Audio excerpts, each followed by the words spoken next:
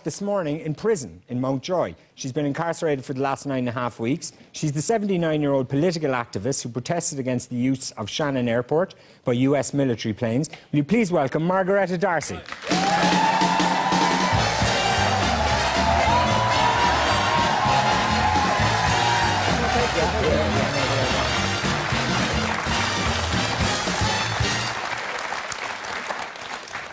Hi Margaretta, how are you? Hello Brendan, how are you? Good. Can I ask you first, because there's been a bit in the papers about your health is not good. How is your health? Well, at my age, we have all bits and pieces growing in us which shouldn't be there, so it doesn't make any difference whether I'm in jail or out jail. I'm like an old motor car. Right. That's kind of chugging along. Okay, okay. But you're putting a very brave face in it there now. You are suffering from cancer, yes? I am, yes. So I'm going in on Monday for them to be able to check once again if the tumours have grown up. But you know, in the Galway hospital, it's expert care. Been going in there for a long time. It's kind of like going home. Okay. And prison didn't interfere with treatment or anything like that? Well, there was no treatment because I was waiting for the hospital appointment, which fortunately came the day after I was released. Right, that was very handy. It was very handy because I said to the doctor, to my own doctor, I said, "Oh, I might have to go off and have treatment, but I prefer to go to Galway. I don't want to go to the Martyr."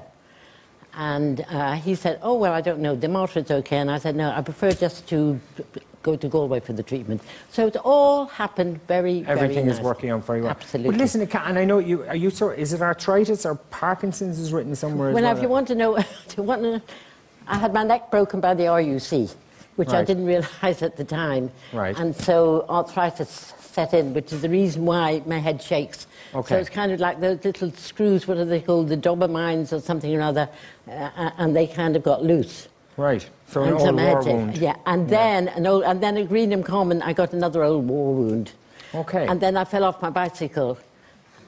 And that was another wound. And Which is relatively innocent next to all the other stuff, really, absolutely, yeah. absolutely. So I didn't realise. So now I have a wobbly head. Okay. And so my grandchildren are always worried because they look at me and they say, "Grandma, is your head going to fall off?" So tell me, prison can't be a good idea then for you, is it really? It must have been tough on you, was it? Not really. I just want to say one thing. Is women are not suited to these types of jails. Okay. It's a bloody waste of time, it's a waste of money, it's a waste of everything. Okay, and really they have to think of. Well, I think that women, we like to do things, we like to make a bit of money, we like to look after our children, because when a woman goes into jail, who is suffering? It's all her children, it's her family. When a man goes into jail, she's free.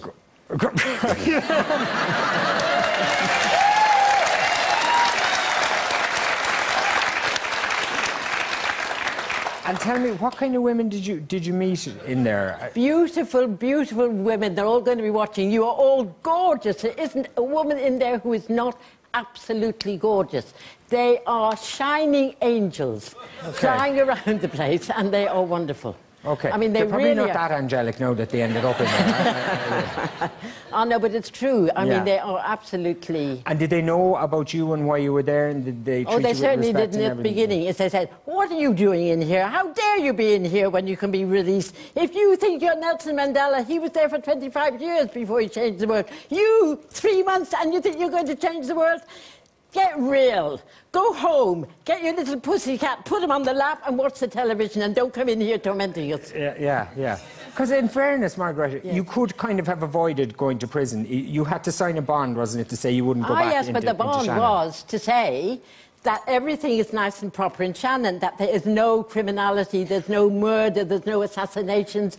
It's just to be like Enda Kenny, to be complicit. Now, listen, Brendan, we are meant to be part of Europe, we have our constitution, we have the Nuremberg principles, and all of them say if we do not speak out about it, we ourselves are complicit. Okay. No, we should point out there are no murders or assassinations going on in Shannon. You would maintain that there are planes that are involved in rendition went through Shannon. Excuse me, we had Obama, and we had it all on the television. They were all in their control room watching the assassination of bin Laden. Now, that was it. We saw them grinning away. What is that? That is state assassination. OK, I suppose a lot of people would say it's taking out a very dangerous terrorist. Well, I'm afraid we are meant to have international law. If you're taking out a dangerous terrorist, what you want is to put them on trial. What you don't do is take him out of his bed, shoot him and his wife and his children. OK. And have the Black Seals coming. And have the Black Seals coming.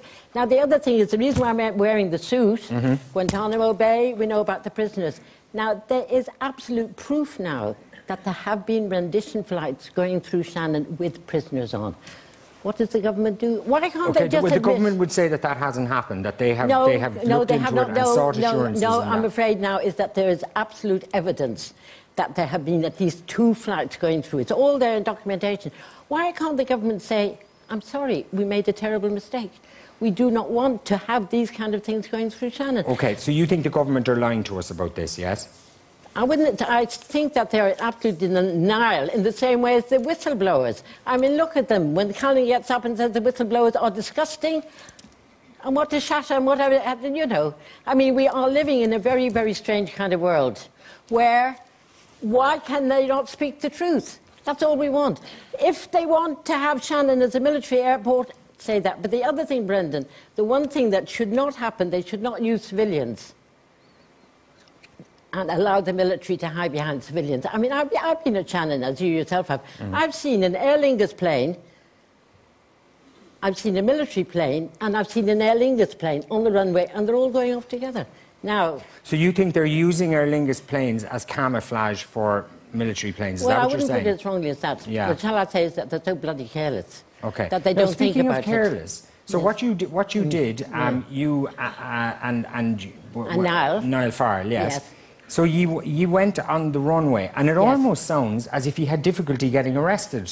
Absolutely. On the day, yes? Absolutely. Yeah, because you see the thing, when you think about the runway, this is where, if we want to talk about crimes, planes come in, planes go off, and this is where the crime... So that is the centre of the criminality. So there, Niall and I, so we decide we're going to do our little gesture, which is during International Week. So all over the world, people are protesting about drones. Now, drones, are they coming through Shannon? We don't know. Why can't they search the planes? So that was part of it. So there we are on the runway. OK, so you don't know that drones are coming through Shannon, but you were protesting in case drones are coming through Shannon. We don't know that they're not coming yet. But... Why can't they go and examine the planes and tell us whether they are drones or not? That's all we're asking for. OK, so that was what your protest was So that's about. what we were doing. So you went on the runway. And so we're on the runway, and nothing happens, and we look at each other and say... And you were wearing your orange is the new black and nothing's happening. So what should we do? We might as well get off again. And so we toddle back again. And then our supporters, they say, no, get back, get back. And John Maguire rings up and he says, I just would like to inform you that there are 2 peace activists on the runway. And your woman comes along and says, and who is speaking? And he says, John Maguire, could you spell that? So John is spelling out, could you spell it again? If they were so concerned about it, you would think 2 people on the runway, wouldn't they immediately, you know, get a jeep coming along, throw it out of the way, clear the airway? Nonsense. It is this whole legislative thing. So a little car comes along. I have a theory on it. It's obviously been slightly embarrassing for them that they had to put a 79-year-old lady with cancer into prison. It didn't look good, did it? No. You don't think that they didn't want to arrest you, that maybe they were hoping if they didn't Oh, yes, that's the reason why we had to do it again. Yeah.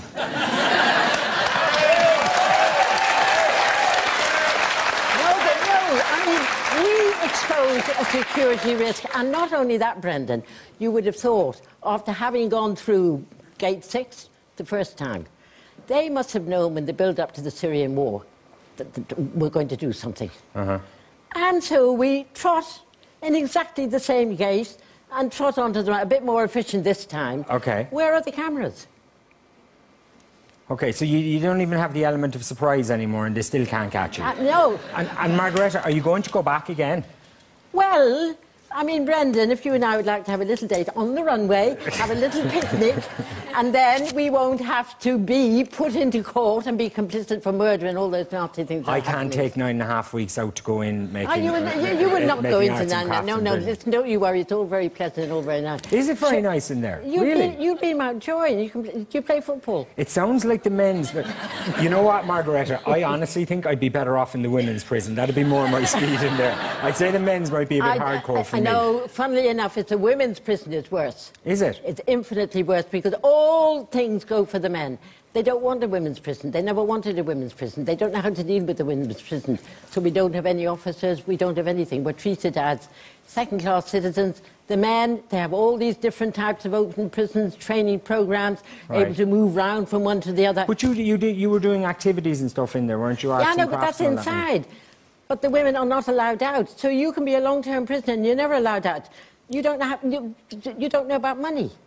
You don't know about shopping. While the men, if they're in for 2 years, they can go out on training. They're there just the same way as you and me, going in training, coming back in. But the women So they need to rethink the women's There is prison gender experience, discrimination there, which really, somebody should bring it up to the equality things. You might do it yourself. You've been known to make a point about things now and again. Maybe that could be well, I think we'd have to have a bit of sport. The other thing I'm going to do, you know, it's fascinating that once you get into all this human rights, you're kind of looking around all the time and finding out.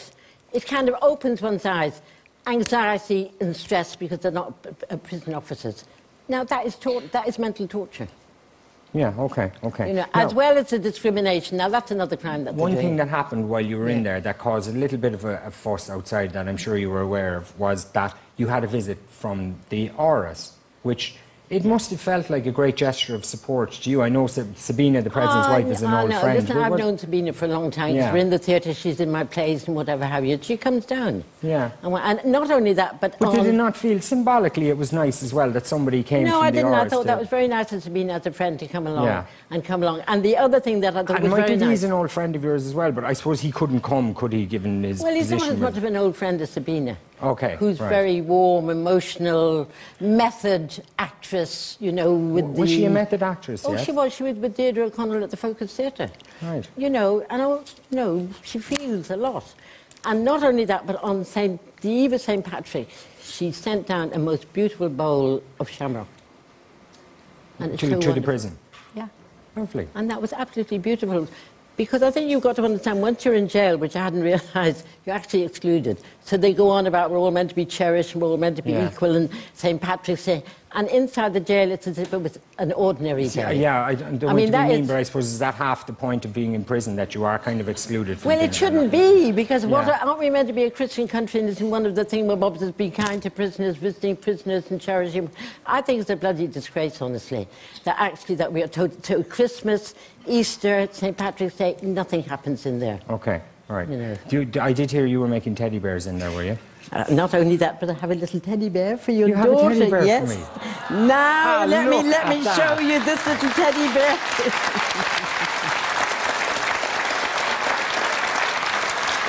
Thank you. And this is your daughter. And this has been very much a collective experience because once you're in jail and you do something and somebody says, oh, put a little bracelet. I see, okay. And put a little green thing. And look at his little hat. So all the female prisoners added to this? Absolutely, yes. Margaretta. And I didn't realise with 2 daughters, I'll let you another one and send it to your other daughter. Will you do, please? I said, now what colour would she like? You can knit another one the next time you're back inside, maybe. And not only that, but if I go in for longer, I will knit one for all of you. So, before you go, your next court date is in June, is that right? Yeah, June the 25th. For a similar offence? Absolutely right. Yeah, which I hope this time we'll do the court case a bit better before. Okay, so you think what you're hoping to win this time is your right to be... Yes, because this time's very important. When we went there, it was the Syrian war. And I'm glad to say, Brendan, that us being on the runway, along with everyone else, remember the House of Commons, they hadn't voted, since the 17th century against war, all in America, we were part of that collective movement of stopping war. We stopped the war in Syria. Now, okay, but we should say that we wouldn't be encouraging people to go onto the runway, because it is very dangerous as well, isn't it? And like the Minister has said, it puts people's lives at risk. Absolutely not. Can I just say this whole thing is a myth, because there are windows. And not only that, but you have the air controllers, and they should know what's happening. Now, on the myth of the business... Listen, I wouldn't trust those guys at the best of times. I know, because look at the with people on the runway as well. But I'm just going to tell you, is that there was time. So up in the plane, I happened to, a friend of mine's daughter was on the plane, and the pilot very nicely said, look, we're going to be delayed for a little bit because there are 2 peace activists on the runway. Now, did the passengers all get up and say how disgraceful it was or whatever have you? No, they sat there quietly while we were removed. That is what is known as having a dignified conversation with protests. OK, ladies and gentlemen, Margaretta D'Arcy.